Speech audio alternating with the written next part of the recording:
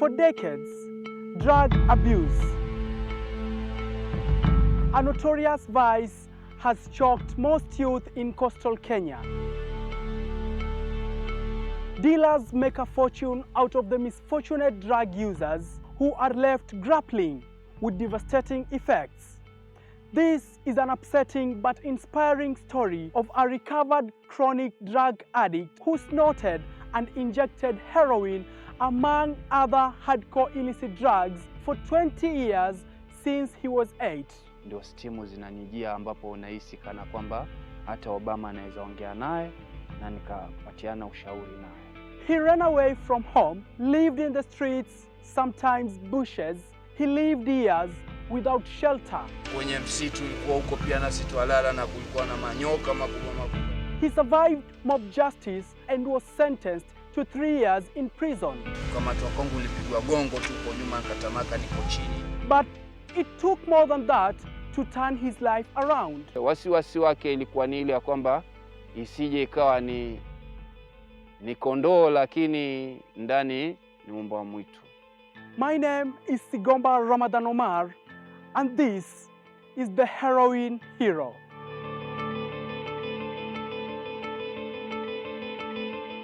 At Ngamali village in Matuga constituency, Kwale County, we meet Said Ngoni, a 43-year-old father of 3, arriving home from his daily grind. Just by looking at his physique in fine fetal, one will be excused for imagining that Ngoni was a chronic drug addict for 22 years. In the more than 2 decades, Ngoni says he has abused all illicit hardcore drugs, including heroin, marijuana, rohypnol, locally known as bugizi, which creates a drunken feeling, and diazepam tablets, widely known as Valium or blue pills. According to Valium addict Sarah Small, as reported by US-based treatment facility called Addiction Center, Valium makes you feel like you have no problems at all. A house could be burning down and you will just be seated there saying it's all right. Kwa ufupi, kwanza sigara, pili bangi, nikaingilia heroin, nikaingilia cozpam wenyewe wanazita diazepam na bugizi.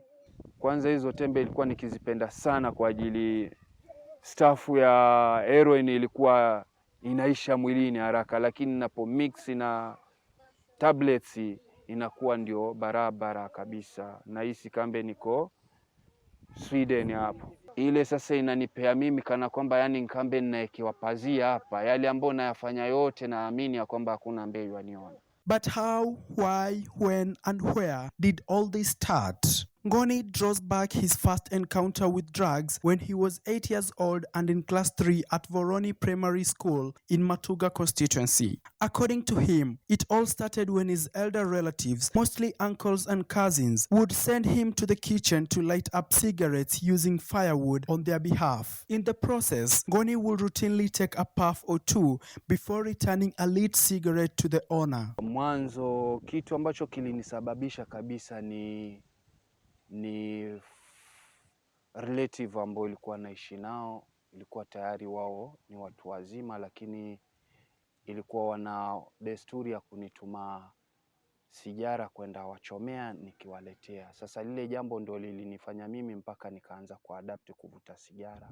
Ngoni says this went on occasionally and unnoticed. A year later, Ngoni started smoking marijuana. Similarly, from time to time, he saw some of his relatives rolling bang in his presence. Ngoni says he would pick up the unused particles of the weed, roll them using a piece of newspaper, and smoke secretly.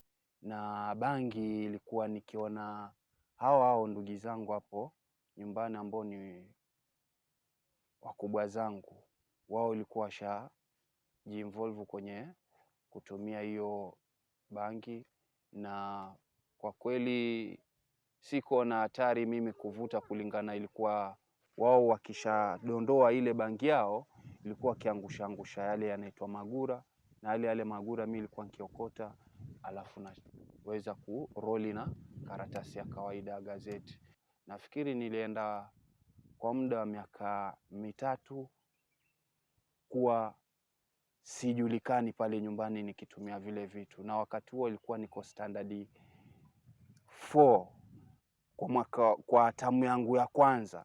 ndio na adapt bangi, lakini sigara ilikuwa niko standard 3. Surrounded by relatives who openly smoked cigarette and bang, Ngoni says he thought it was a normality since most people were doing it. He teamed up with some of his classmates. Together, they would skive classes to smoke. Their truancy behavior made Ngoni repeat classes. At 14 years old, while in class 7, Ngoni's friends introduced him to heroin. Wale vijana ambao ilikuwa nikicheza nao, wao wenyewe ilikuwa washajihusisha kwenye, na ilikuwa ni wakubwa zangu. Sasa sikuona kitu maajabu mimi kuweza kutumia ile stafu. Niliona ni kitu tu cha kawaida kulingana wanaotumia ni watu ambao na minguli nao kila siku. Na baada kufika ile 4 nilipoadapti ile bangi, nafikiri nilikwenda nayo baada ya miaka 3, ambapo ilikuwa ni ule mwaka wangu wa 14 na uingia, ambapo ilikuwa still niko 13 lakini nimeanza mwaka wa 14, ndio nikaanza kutumia heroin kwa ajili ya wale ambao ilikuwa nikiwa company ilikuwa tayari wameshaadapti kutumia heroin. Ngoni says he experienced a dangerous slowdown of heart rate just after the snort or an injection for some minutes before euphoria kicked in. Stimu yake ilikuwa ukijidunga ile shooting ya kwanza wa ile staff inakwenda direct kwa moyo. Utasikia moyo wako umepasuka, yani kambe ni kitu kimekuja ghafla kwako alafu umeshtuka. Sasa ilikuwa na hivyo, alafu na kwa kishogo huku kwenye ubongo nasikia kambe wadudu wanatembea nyanga nyanga nyanga nyanga. Baada hapo sasa ndio stimu zinanijia, ambapo unahisi kana kwamba hata Obama anaweza ongea naye, na nikapatiana ushauri naye. Unlike bang and cigarette, which were cheaply available, heroin was at a relatively higher price. Consequently, Ngoni embarked onto a new obnoxious trend, theft. He joined a team of student misdemeanors who stole from the school and sometimes the community.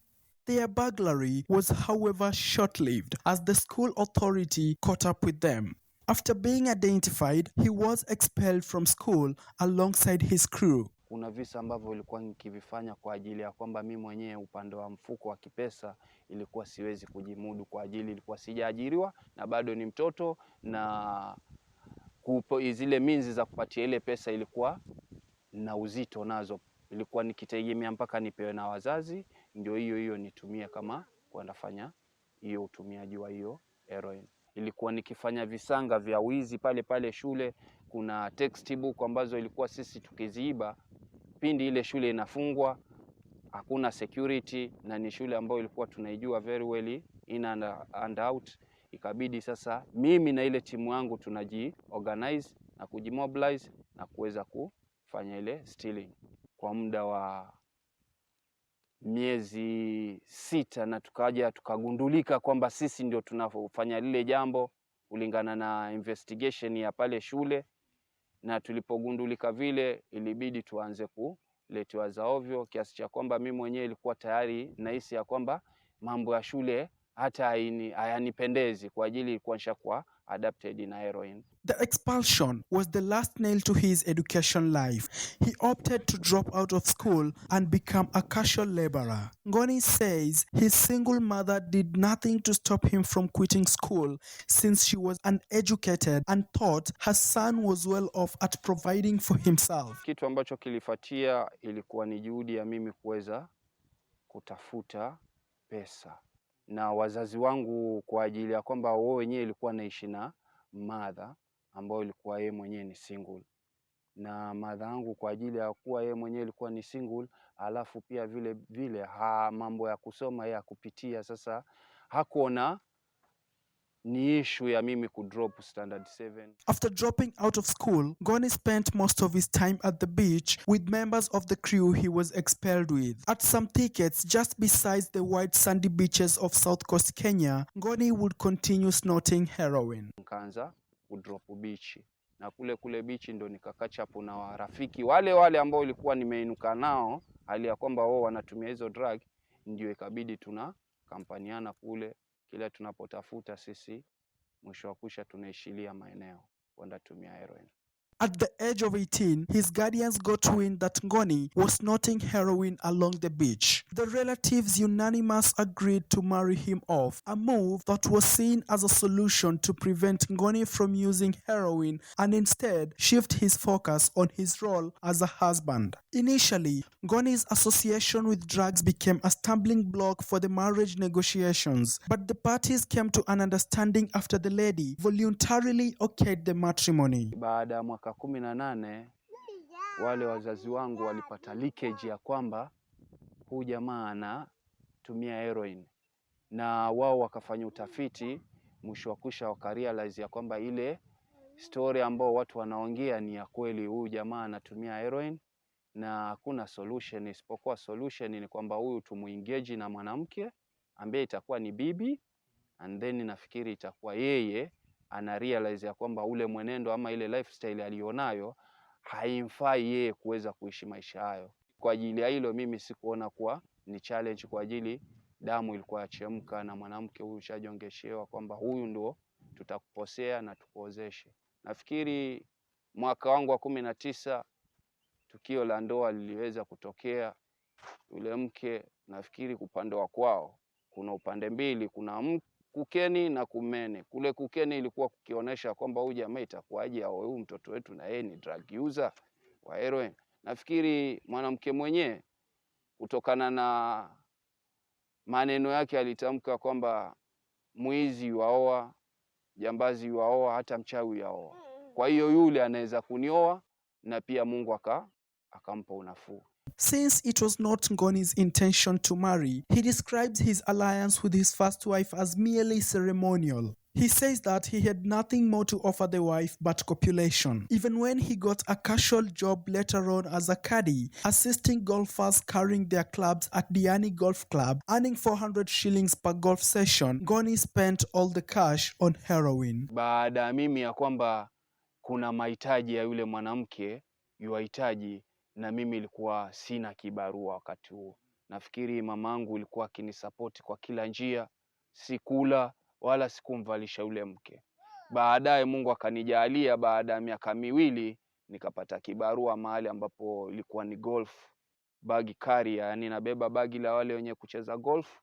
Nikimaliza raundi moja 18 holes napewa shilingi zangu 600 na jiondoa. Inategemea na yule client, yule mteja ambaye ninakuwa naye, ile amount yake atanipa kulingana na uzito wake anavyojua vile ninavyoumia, lakini ilikuwa kedi finish shilingi 400. Sasa nikasukuma, lakini ile pesa ilikuwa siifikishi nyumbani kwa ajili ya ule uraibu. Kwa hiyo yule mke niliegeza kule kwa mama, vile ilikuwa akinisupport, nikajua kuisha mazangu atanifanyia kila kitu. Ikawa basi nafanya hivyo mpaka yule mke akawa ndipo yuajiuliza, huyu mume wa vipi wa kuwa hata kifuko cha unga yani hawezi kuja nacho na mimi nikapokea. Lakini kwa ajili ya kwamba ilikuwa si lengo langu la kuoa, sikujali jambo hilo. He sank deeper into addiction and needed more than 400 shillings to sustain his cravings for heroin. Ngoni began a serial thieving spree, from burglary at the golf hotel, robbery in the community, to shoplifting. He was later on fired. Ile kazi iko na wakati low season na high season. Sasa ile low season ilipokuwa imeingia, ndio mitihani ikawa inanijia. Na mitihani ambayo ilikuwa yaja ni ile ya kuwa nikienda kule golf ninka kuanzia usubuhi mpaka jioni na sijapata hata ndururu. Na mimi lazima ninkapone, na kupona kwangu si chini ya 500. Basi ilikuwa kule golf, mara sometimes ninaingia kwenye vibanda vya watu, vijihoteli, na timua masufuria nini, mpaka ikaenda kule golfu kwa ajili ya yale matukio, kaja nikatimuliwa kwa ajili ilikuwa mwenendo wangu na ukwenda ilikuwa ufai yoyote. Basi yule mke akajiuliza, mbona sasa hii golfu ameharibu. This was the norm in his marriage life until one unfortunate day he was caught in a haste. Angry residents tied Ngoni in ropes and escorted him all the way to his home while cursing and beating him. Upon arrival, Ngoni was greeted to a heartbroken face of his wife, who was carrying their 1.5-year-old daughter. After the embarrassing situation, Ngoni's wife demanded a divorce, which brought their nostalgic marriage to an unceremonious end. alafu nikawa natumia tu advantage ya kwamba ilikuwa kwa vile golf ilikuwa nikirauka kama saa 11, ikawa ile saa 11 yangu naitumia kwenda timua, ili ya kuwa mtu ameacha mlango wake wazi ile, baada ya kwamba anatoka mtu mmoja ameacha, mimi nikitinya vile vilivyo pale kwenye corridor na kwala naondoka naenda navo. Basi ilikuwa mtindo huo mpaka siku nyingine nikaja nikatimua buibui, ambayo ile buibui ilikuwa limeanikwa pale ndani, lakini kwa bahati mbaya natoka pale, kumbe kuna mtu aliniona, na yule aliyeniona ilikuwa ni mtu anijua, akanisema. Basi nilikaa na kile kifaa kama siku 3, nikapata mteja. Baadaye nikaja kuwa caught up na wale wenyewe, nikapelekwa pale ambapo nakiuzisha, kikachukuliwa kwa ajili ya kwamba ilikuwa sitaki ile farakano ya kupigwa. Nikachukua kidude buibui, kaletwa nalo huku nafungwa makamba, nikapelekwa paka mbele ya wife wangu. Afika pale wife ana mtoto mdogo wa mwaka 1 na miezi kadhaa. Basi alihisi uchungu juu ya lile jambo. Nafikiri hiyo ilikuwa ni jambo ambalo lilimuuma sana, akiona mumewe aliyeozeshwa amefungwa kamba kwa ajili ya buibui, na yeye mwenyewe mwabuibui na sijamchukulia. Despite his crooked behavior, Ngoni's mother continued supporting him. He, however, would go ahead and steal from her. One day, the mother took on Ngoni and slammed him for his unappealing manners. Instead of taking it as a point of correction, Ngoni says he mistook it for lack of affection from his mother. He decided to leave home. Kwa ufupi, ilikuwa bado mazangu ananipenda na ilikuwa nyumba ya mazangu. Nafikiri niliishi na mazangu nikaendelea, kwa kuwa yeye alikuwa hataki mwanae aonekane ni mkosa. Nafikiri alinikubali nikaishi pale, lakini kutokana na zile tabia za uongo, korofi na uizi, nafikiri alikwenda paka mwisho akachoka, kwa ajili ilikuwa namuibia vitu vyake sana. Baadaye mimi mwenyewe nilishikwa na haya kwa ajili ya vile ambavyo ilikuwa kinisomelea, mara ananifanyia ile ya kuwa yanipiga kiutu uzima. Nikaona ina haja gani umaza ni toe, yani kambe sina maana kwake. Kwa ajili ya kwamba ilikuwa ule msukumo umeingia kwa moyo, nikaona heri mimi niishi kando na yeye. Ndio nikaanza maisha ya kuishi jumba bovu, ni kulala kwa majumba mabovu, kukicha naingia maeneo kama kawaida, lakini malazi kwa majumba mabovu. Hapo ndio niliachana na familia, nikawa sina support ya familia yangu. He ended up in Ukunda, plying along the Diani beach as a beach boy. Ngoni says he used to sleep in unfinished or unoccupied buildings or abandoned houses. After around 3 years, Ngoni was infamously known as a dangerous con, burglar, and a knife-wielding thug. He would occasionally steal anything he came across that was left carelessly, like clothes on the hanger, shoes at the doorstep, or even mattresses left outside to dry. For that matter, Ngoni was nicknamed Kwala Kwala. Kwala is a street Swahili word to mean steal. Ngoni was forced to relocate to Likoni when Diani residents started hunting him down. Nilipoachana kuishi kwa mazangu, nafikiri nilianza kuingia tu majumba mabovu kule Ukunda. Sasa kwa ajili ya ile tabia yangu ambayo ilikuwa nimekithiri, paka watu ilikuwa jina nafikiri ilikuwa wamenipea, wananiita Kwala Kwala. Maana Kwala Kwala ni mtu ambaye chochote aonacho yeye anachukua. Sasa mimi ilikuwa nikichukua vitu mpaka watu waka appreciate, akasema huyu jina linastahili kwake aza Kwala Kwala. Na mimi mwenyewe nikakubali, kwa ajili ilikuwa nikisherekea nikiitwa Kwala Kwala kwa ajili na kwala kweli. Nafikiri baada kama miaka 5 4 hivi nikaona huku tayari nishaharibu picha silo lile la kawaida. Ilikuwa sifai, kila mahali inapoonekana yule Kwala Kwala, yule Kwala Kwala. Nikagura nikaenda zangu Likoni. In Likoni, Ngoni says he started to work as a porter, helping people carry their luggage across the Likoni ferry crossing channel. According to Ngoni, he used to survive on 60 shillings a day, which would afford him a dwarf cuisine after setting aside a few coins for marijuana and heroin. Lakini yale maisha ambayo ilikuwa naishi ilikuwa kubeba mzigo ng'ambo hii nyingine ya Likoni na kuvukisha ng'ambo ile ya kwenda town. Kile ninachokipata kula kwenye ilikuwa nafikiri kwa kutwa naweza kula kama shilingi 60, ndio chakula changu hicho ambacho ninakula. Na ukija ukiniona kwenye hoteli labda naeka chakula kingi, maybe sima kama shilingi 40 ama 30, ile sima huwa sijanunua. Either ni mtu amenisupport akaninunulia, ama mimi mwenyewe nimeona mtu amebakisha, alafu nachukua ile ya kubakishwa naunganisha na pangu, ndio mtu anaona ni chano kile, lakini chote sijasimamia kwa hela yangu. Since it was hard to raise money for heroin due to financial constraints, Ngoni will join hands with other addicts living in the streets to buy heroin and share needles to inject it in his veins. Once high, Ngoni would fall asleep at the Kenya Ferry Crossing Channel premises. He was on several occasions arrested for idling. Ngoni says his street life in Likoni was muddled with frequent arbitrary arrests, which saw him spend around 2 months in remand after every arrest. Ilikuwa nimeanza kuinject, natumia syringe and needles kuweza kupelekesha ile staff ili ingia haraka. Tunafunguliwa mashtaka ya idleness, inakuwa naenda kule sehemu kila awamu. Naenda sehemu kila awamu ambayo sehemu ya jela. Jela yenyewe ilikuwa duration ile tunakaa pale ilikuwa sana, tunakaa miezi miwili, imezidi miezi mitatu. Ngoni recalls living in the streets, bushes and caves along the ocean for around 8 years. Living without shelter enhanced their thuggery life as he and his crew would wake up in time to rob women who were headed to Kongowea market for merchandise. Nafikiri ilikuwa niliishi miaka kama 8, silali nyumba ya mtu. Lakini malazi yangu sana, nafikiri ukiangalia ule ufuko wa feri kule chini ng'ambo hii ya Likoni, kuna sehemu nyingine ukielekea kule, zile feri huwa zinapakiwa kwa ofisi yao, pana kijiufukwe pale, wenyewe tunakiita South. Hapo ni mahali ambapo walengwa wote ama drug users wote walikuwa kimaindi kwa ajili kuwa pale tunapata dili za kutoa petroli, dizeli, zile ambazo zinatoka kule juu mamelini, ikiletwa na madau yale maboti yenyewe tuaita, wapakua wajaza kwenye majeleni alafu wapandishwa mali yaenda. Sasa ilikuwa sometimes nalala kule, sometimes nalala hapa feri kwenye majumba ya masamaki yale, ambapo ukienda mwenyewe utakuta kweli hawa, hii hapa ndio malazi yao ya kikweli, kulingana kila moja na kirago chake.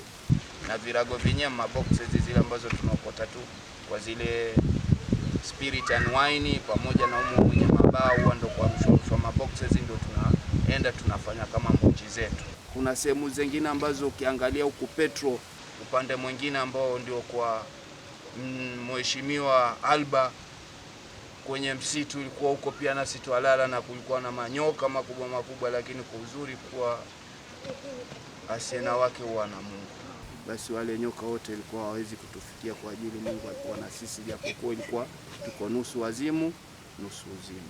After committing a crime that caught the eyes of law enforcers or angry residents, Ngoni will run away to seek refuge in his home area in Ngamali village until things calmed down in Likoni. While in Matuga, he continued with his stealing spree. On an unspecified date in early 2009, during the Friday Islamic prayers, Ngoni was caught in the act stealing from a CDF-funded school in Matuga. While attempting to escape the wrath of the mob, Ngoni reminisced an arrow narrowly missing to drive in his flesh. The angry mob, however, caught him. He says the mob pelted him with stones, blows and rods.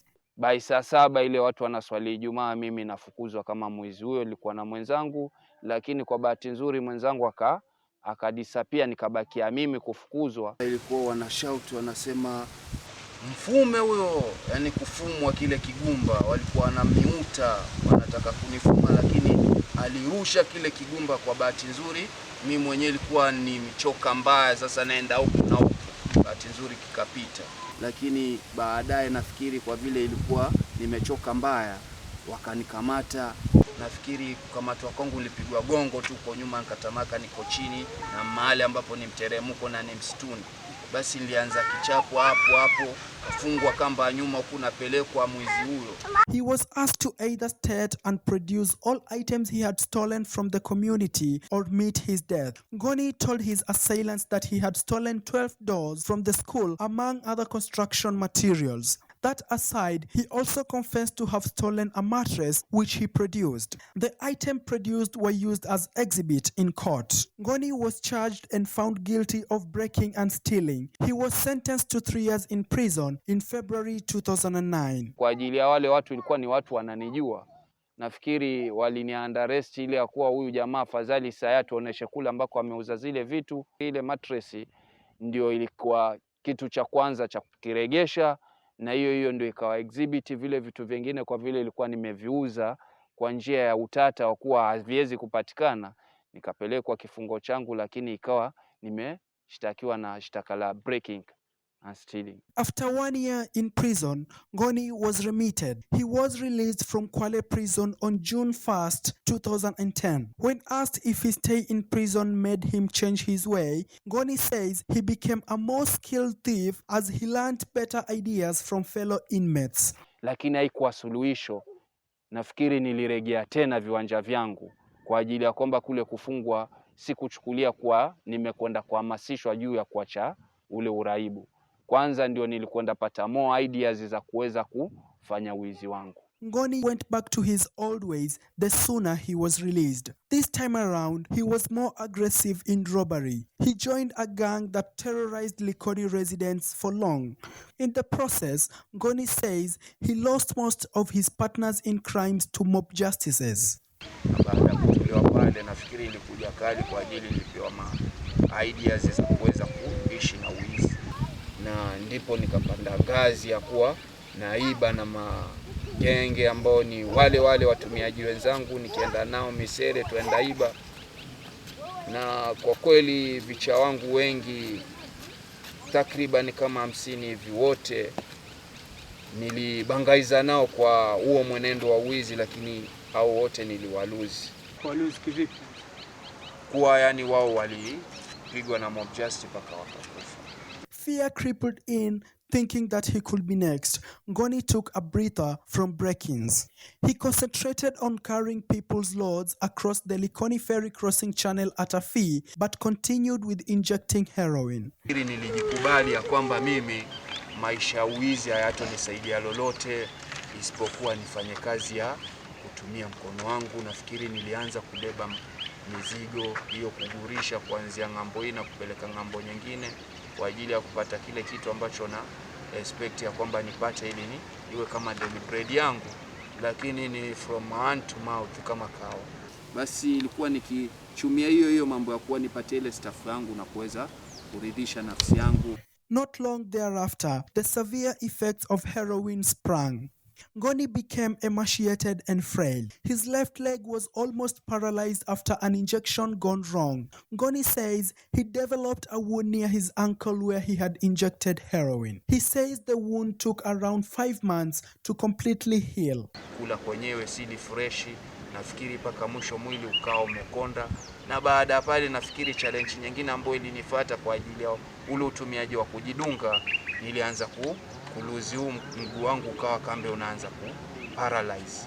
Hiyo ilikoziwa na shootout ambayo ilinitokea kwa mguu, ilifanya shootout na nikaugua kidonda kama miezi 4-5 bila kupoa. Baada ya miezi 5 kikapoa, lakini nikaachwa scar, ambayo scar ile mpaka dakika hii nayo huwa inaletea reminiscence ya kukumbuka kwamba kweli sindano si kitu bora kwa mwanadamu. Ngoni was fortunately approached by an organization called Reach Out that advocates against drug abuse and crimes. Reach Out also fights for drug addicts' rights and needs like accessibility to health care, since drug addicts are always perceived negatively in the society. The organization at first offered to exchange Ngoni's used syringes with new ones before enrolling him into the famous medical-assisted therapy dubbed Methadone program in September 2015. The program is a treatment to heroin addiction where detoxification has failed or when enrollment to a drug abuse rehabilitation facility requires complete abstinence. Ngoni says he had no otherwise but to join the program since he had no one to look out for him. Nilikuwa nimejikubali ile kikamilifu, maana methadone kuwa kwenye ile programu yatakana usimixi na drug yoyote. Nafikiri kwa wakati huo kitu ambacho ilikuwa nikimix ilikuwa ni sigara tu ya kawaida hii ya tobacco, na kwa ajili ile programu ilikuwa haina issue kubwa juu ya sigara. Nafikiri hapo ilikuwa hawana shaka na mimi. After a month, Ngoni, who was still living in the streets, approached the management of the program to ask if he could be provided with shelter since living in the streets posed a challenge to his recovery. He was assessed to determine whether he was serious about changing his ways or he would fall short as the program went on. The management was convinced that Ngoni indeed was about transforming his life. They offered him shelter at one of the organization's rehabilitation centers. Ngoni was also given a role as a peer educator. Baadaye management wakaamua kwamba wacha tufanye follow up kule kwenye ile tiba yake ili tujue kwamba yeye ni wale ambao tunahitaji ama ni wale wa kuregarega. Baada ya kufanya follow up wakapata feedback ya kwamba huyu jamaa yuko fresh vile ambavyo mnawishi yawe. Hajatumia drug yoyote tangu alipoanza isipokuwa ni methadone peke yake. Na baada hapo nafikiri nilikuja pewa kongole na management nzima, na ndio wakati wangu nikaanza kupelekwa kwenye apartment, na apartment ile ilikuwa ni rehabilitation center. Ngoni underwent the methadone program for 9 months. He describes his recovery journey from drug abuse as an ultimate test of his life, since methadone came with its fair share of challenges that needed perseverance. He says methadone would make him doze off in the middle of conversations, which triggered other recovering drug addicts. Nilikuwa nikipandisha ile mg ambao ni milligrams zake, ilikuwa nikizipandisha haraka haraka kwa kila baada wiki ngapi nishapandisha, mpaka nikafikisha kiwango cha kuwa ile milligram ambazo nakunywa ni hali ya kwamba zinanieka hali ya kwamba nikiongea na wewe dakika 2 tu mimi tayari nalala. Sasa ile sehemu ambayo ilikuwa naishi nimekuwa accommodated, nafikiri ilikuwa kuna wenzangu nao wanapatiwa, yani tuseme walikuwa wanahamasishwa juu ya kujinasua.